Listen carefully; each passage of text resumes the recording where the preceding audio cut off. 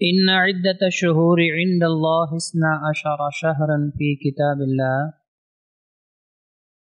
يوم خلق السماوات والأرض منها 4 حرم ذلك الدين القيم صدق الله العظيم وصدق نبيه الكريم ونحن على ذلك من الشاهدين والذاكرين والحمد لله رب العالمين۔ اکثر سامعین کی جانب سے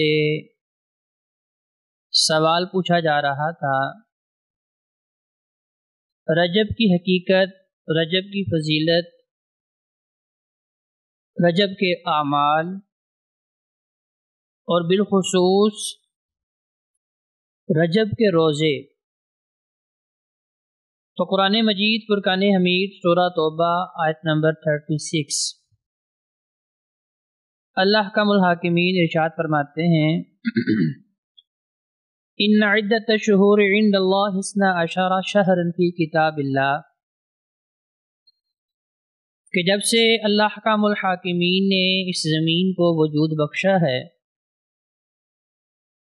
تو پہلے دن سے ہی اللہ تعالی نے سال کی گنتی کو 12 مہینوں میں تقسیم کر دیا ہے،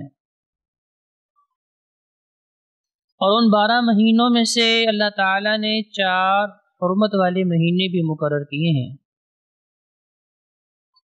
چونکہ اللہ تعالیٰ انسان کے خالق ہیں تو انسانی فطرت کو بھی اللہ تعالیٰ بخوبی جانتے ہیں کہ انسانی فطرت کے اندر لڑائی جھگڑا، قتل و غارت، یہ عنصر اس کے اندر موجود ہے، اس کے اندر شیطانیت اور حیوانیت موجود ہے۔ تو اللہ رب العزت یہ چاہتے ہیں کہ انسان کے ان جذبات کو کم کیا جائے، انسان اپنے ان جذبات کے اوپر قابو پائے۔ تو اللہ کا الحاکمین نے 12 مہینوں میں سے 4 حرمت والے مہینے مقرر کر دیے، تاکہ جب انسان ان 4 مہینوں کے اندر لڑائی جھگڑا نہیں کرے گا، 4 مہینوں میں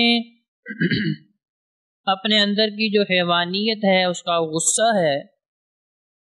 اس کے اوپر قابو پانے کی کوشش کرے گا، تو اس کا مطلب یہ ہے کہ وہ بقیہ مہینوں میں بھی پھر اس پریکٹس کی وجہ سے، اس مشق کی وجہ سے اپنے غصے کو قابو کر سکے گا، اور اس کا اندر کا جو لڑائی جھگڑے کا ایک جذبہ ہے وہ اسے مات دے سکے گا۔ وہ 4 مہینے کون سے ہیں؟ نبی کریم علیہ السلام نے ان کی وضاحت بھی احادیث کے اندر کر دی ہے۔ فرمایا ذوالقعدہ، ذوالحج، محرم، یہ 3 مہینے تو لگاتار مسلسل آتے ہیں، اور پہلی وجہ تو میں نے سامعین آپ کو گوش گزار کر دی ہے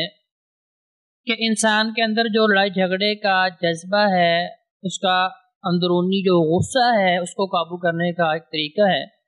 کہ اللہ کا الحاکمین نے ان 4 مہینوں میں لڑائی جھگڑے کو کلی طور پہ حرام کر دیا ہے۔ اور دوسرا یہ بھی ہے چونکہ